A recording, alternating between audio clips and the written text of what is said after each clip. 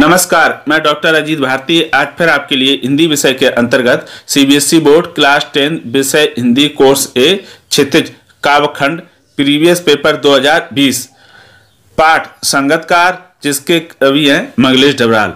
आज हम इस पाठ के 2020 में सीबीएसई बोर्ड ने जो अलग अलग रीजनलों में जैसे अजमेर और भोपाल, इलाहाबाद, पुणे यानी सबके अलग अलग रीजन होते तो अलग अलग सेट भी बनते हैं। तो हर जगह से मैंने कलेक्ट करके आपके सामने कुछ प्रश्न और उत्तर लाया हूं।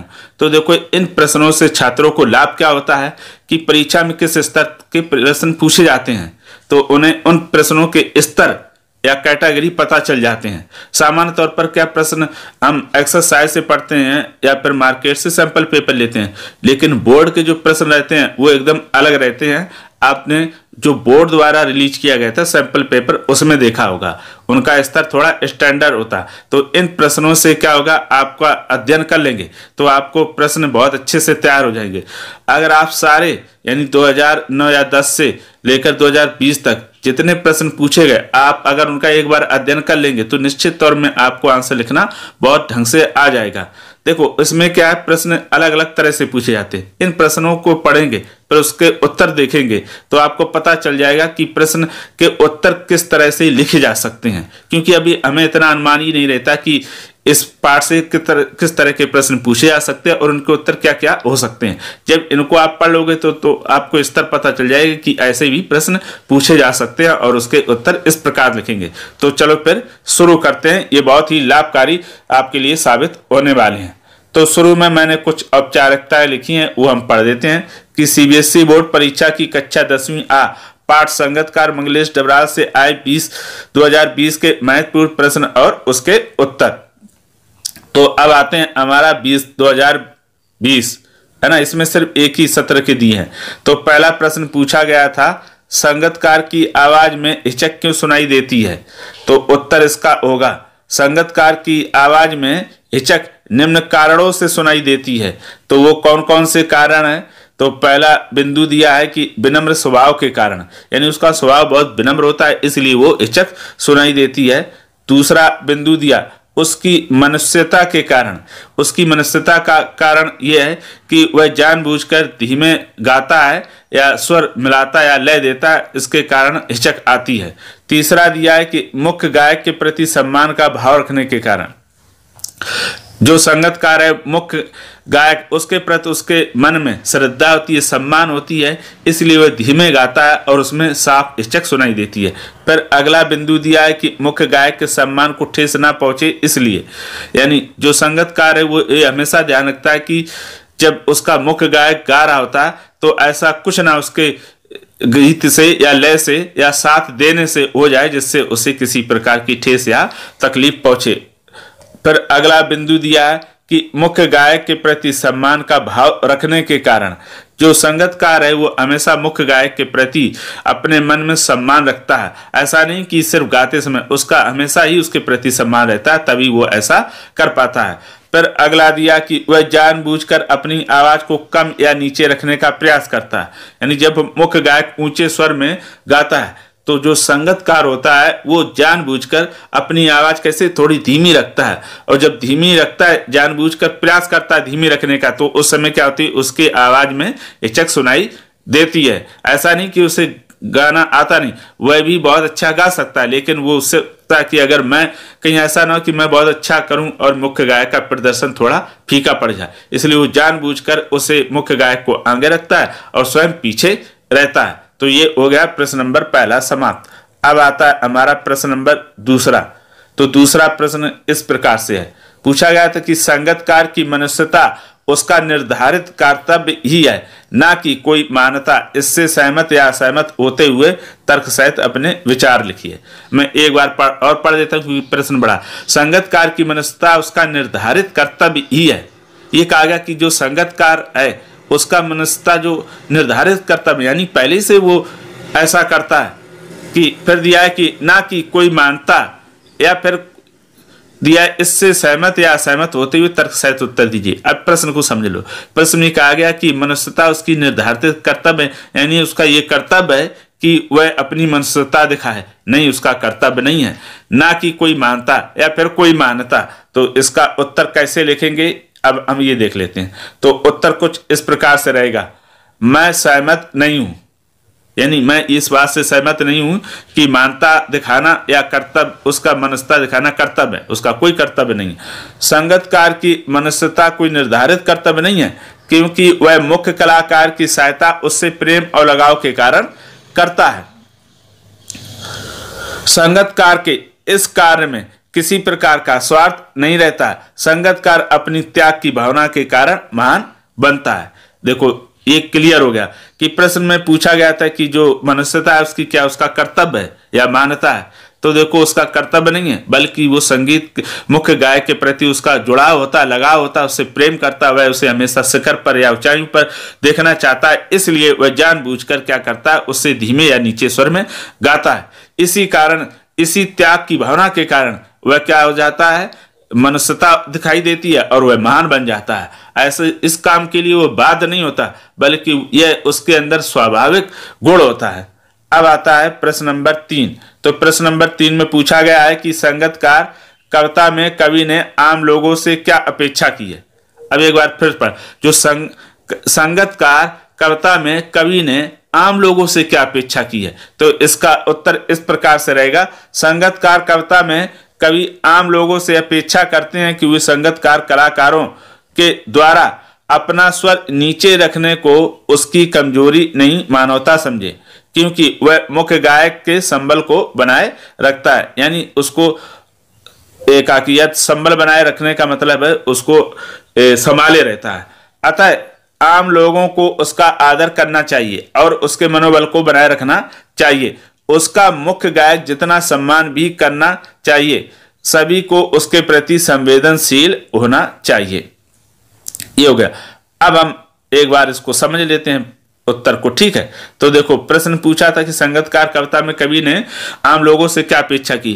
देखो जो आम लोग हैं वो चाहते हैं कि जिस प्रकार से हम मुख्य गायक को सम्मान देते हैं, आदर करते हैं, श्रद्धा रखते हैं, प्रेम करते हैं, लगाव रखते हैं, ठीक उसी तरह भी जो आम लोग हैं वो संगीतकार से भी उसी तरह का भाव अपने मन में रखे। ऐसा नहीं कि जो मुख्य गायक है वही प्रमुख होता है, वो तो प्रमुख होता ही है, लेकिन साथ में उसका साथ देने वाला संगीतकार भी होता है। उसका कवि का कहना कि समाज उसका किसी प्रकार का उपेक्षा न करे, उतना ही सम्मान उसको भी दे, क्योंकि उसका साथी कलाकार है, उसके बगैर वो ठीक से प्रस्तुतिकरण नहीं कर सकता। इसलिए उसके प्रति सभी को संवेदनशील होना चाहिए और सम्मान उसके प्रति करना चाहिए और उसके प्रति सबको सम्मान और आदर भाव रखना चाहिए। अब अगला प्रश्न आता है कि संगीतकार कविता में संगीतकार को त्याग की मूर्ति कैसे कहा जा सकता है। तो इसका उत्तर इस प्रकार से लिखेंगे, संगीतकार को त्याग की मूर्ति निम्न कारणों से कहा जा सकता है। तो देखो संगीतकार को त्याग की मूर्ति किन कारणों से कहा जा सकता है। अब हम बारी बारी से बिंदु देख ले। पहला, वह निस्वार्थ भाव से मुख्य गायक का साथ देता है। यानी जो संगीतकार होता है वो मुख्य गायक का हमेशा साथ कैसे देता है, उसमें किसी प्रकार का कोई स्वार्थ नहीं रहता है। फिर अगला बिंदु दिया कि अच्छी आवाज रखते हुए भी मुख्य गायक की आवाज से नीचे रखता है। यानी जो संगीतकार है उसकी आवाज ऐसा नहीं कि अच्छी नहीं होती, आवाज अच्छी होती है, लेकिन वह जानबूझकर अपनी आवाज मुख्य गायक से धीमे रखता है। फिर आता है अगला बिंदु, वह सदैव मुख्य गायक को उच्च स्तर पर देखना चाहता है। वह देखो संगीतकार हमेशा ये चाहता है कि वह उसका जो मुख्य गायक है वो हमेशा ऊंचे स्तर पर रहे, उसका प्रभाव लोगों में कम ना हो, उसका सिक्का जमा रहे। ऐसा इसी कारण उसे त्याग की मूर्ति कहा जाता है। अब आता है अगला प्रश्न, प्रश्न नंबर 5। तो प्रश्न नंबर 5 इस प्रकार से दिया है कि संगीतकार कविता में मुख्य गायक के संदर्भ में नौसिखिया का प्रयोग क्यों हुआ, स्पष्ट करके लिखिए। एक बार फिर पढ़ दें, संगीतकार कविता में मुख्य गायक के संदर्भ में नौसिखिया का प्रयोग क्यों हुआ है, स्पष्ट करके लिखिए। नौसिखिया का अर्थ होता है जो नया नया सीखना। तो इसका उत्तर इस प्रकार से रहेगा। तो उत्तर देख लेते हैं। मुख्य गायक बचपन में नौसिखिया था। यानी जो मुख्य गायक है वो बचपन में कैसा था, नौसिखिया, जब पहली बार वो सीखने गया था।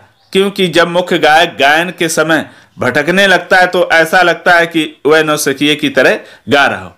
देखो जब मुख्य गायक गाते गाते कभी ऊंचे अंतरे में यानी ऊंचे ध्वनि में स्वर में पहुंच जाता तो कभी वह भटकने लगता है। तो लेखक कहता है ऐसा लग रहा है जैसे जब वो शुरू में सीखने गया था आज वैसे ही प्रतीत हो रहा है, और जो उसका संगतकार है वो उसका गुरु हो, क्योंकि वही पीछे से उसको क्या करता है, संभाले रखता है या उसे याद दिलाता है। फिर आगे लिखेंगे कि कभी कभी मुख्य गायक जटिल तानों में उलझ जाता है तो मुख्य गायक को उन दिनों की याद दिलाई जाती है जब उसने गायन सीखना शुरू किया था। कभी कभी जब मुख्य गायक क्या होता है, जटिल तानों यानी गीत में उलझ जाता है तो जो उसका संगतकार है ऐसा लगता है कि वह उसे याद दिला रहा हो कि जब तुम छोटे थे, बचपन में सीखने जाते थे, उसी दिनों की बातें वो क्या करता, याद दिलाता, ऐसा प्रतीत होता है। जैसे वो गाते गाते भटक गया, अब पीछे से संगतकार क्या होता है, साथ देता है। जब साथ देता तो ऐसा लग रहा कि वह उसको, जो मुख्य गायक है उसको याद दिला रहा कि तुम जब शुरू में सीख रहे थे ना तब भी ऐसे ही कर रहे थे, क्या कर रहे थे, तब भी तुम भूल जाते थे और तुम्हारा गुरु क्या करता था, तुम्हें फिर याद दिलाता था। आज वैसे ही संगतकार उसके साथ कर रहा है। अब ऐसा कवि कहते हैं मानो प्रतीत होता है। अब अगला प्रश्न, तो अगला प्रश्न आ गया आपका प्रश्न नंबर 6। तो 6 इस प्रकार से है, संगतकार मुख्य गायक को किस प्रकार संभालता है, वह गायक को किसकी याद दिलाता है। यानी वैसे ही प्रश्न आया कि संगतकार मुख्य गायक को किस प्रकार संभालता है, पहले तो इसका उत्तर लिखना है। फिर उन्होंने कहा वह गायक को किसकी याद दिलाता है, फिर उसके बाद हम लिखेंगे गायक किसकी याद दिलाता है। तो इसका उत्तर हम इस प्रकार से लिखेंगे। उत्तर, संगतकार मुख्य गायक को तब संभालता है जब वह जटिल तानों में भटक जाता है, उसका सांस कमजोर होने लगता है, जब स्वर धीमा पड़ने लगता है, उसे थोड़ा आराम करना होता है, तब संगतकार उसे संभालता है जिससे मुख्य गायक फिर से अपनी लय और ताल में आ जाता है। इस प्रकार संगतकार मुख्य गायक को गाई चुकी पंक्ति याद दिलाता है। यानी पंक्ति का अर्थ है यहां पर लय में। अब हम इसको ऐसे समझ लेते हैं ये कि संगतकार मुख्य गायक को किस प्रकार संभालता है। देखो जब मुख्य गायक गाते गाते भटक जाता है या लाइनें भूल जाता है या स्वर बिगड़ने लगता है या आवाज धीमे पड़ने लगती है या उसे बीच में आराम करना होता है, तब पीछे से संगतकार उसको क्या कर लेता है, संभाल लेता है। अब वह गायक को किसकी याद दिलाता है, तो देखो जो संगतकार है जब गायक गाते गाते भूलने लगता है, जटिल तानों में उलझ जाता है, तब वह क्या करता है, उसकी जो शुरू की पंक्ति या मुखड़े होते उन्हें वो फिर से याद दिलाता है। अब आता है अगला प्रश्न। तो अगला प्रश्न दिया है कि संगतकार कविता में कवि ने अंतरे को जटिल तानों का जंगल क्यों कहा। यानी संगतकार कविता में यह है कि अंतरे को जटिल तानों का जंगल क्यों कहा। तो हम उसको समझ लेते हैं। इसका उत्तर इस प्रकार से रहने वाला है। देखो जब मुख्य गायक लय और तान में गाते हुए किसी अंतरे को गाने लगते हैं तो गाते गाते हुए मुख्य लय तान को छोड़कर किसी और स्वर लहरी में उलझ जाते हैं, वह स्वर लहरी मुख्य स्वर से अलग हो जाती है। इस प्रकार किसी अंतरे को गाना जटिल तानों का जंगल हो जाता है। अब इसको समझ लेते हैं। देखो कवि क्या कहते हैं, प्रश्न में क्या पूछा गया था, एक बार हम फिर पढ़ लेते हैं कि अंतरे को जटिल तानों का जंगल क्यों कहा गया है। देखो जब मुख्य गायक क्या होता है, गाते गाते ऊंचे स्वर में या जटिल तानों में गाते गाते क्या होता है, उसकी लय टूट जाती है या छूट जाती है, तो अपनी स्वर लहरी में जो उसके तान स्वर है उसमें क्या उलझ जाता है। इसी को क्या कहते हैं कि मुख्य स्वर से वो अलग हो जाता है। तो ये एक तरह से जो स्वरों के तान है उसी में उलझना, वो एक तरह से जंगल सा, कवि ने कहा कि ऐसा लगता है कि जैसे ये अंतरे के जटिल गाने ये तान नहीं है बल्कि कोई जंगल है। तो ये हो गया आपका उत्तर समाप्त। तो ये 2020 के जो प्रश्न उत्तर थे मैंने आपके सामने प्रस्तुत किए। अगर इसमें किसी प्रकार का कोई डाउट हो, प्रश्न हो तो कमेंट करके हमें अवश्य बताइएगा। आप इन प्रश्न उत्तरों को अगर पढ़ना और देखना चाहते हैं तो www.hindibharati.in पर भी मैं इसको प्रेषित कर देता हूं। तो समय मिलेगा जैसी वैसी मैं प्रेषित कर दूंगा और आप वहां जाकर इनको वॉच कर सकते, देख सकते, लिख सकते हो, जितनी बार चाहो तो पढ़ सकते। तो आप हमेशा स्वस्थ और खुश रहें। आज के लिए इतना ही, धन्यवाद।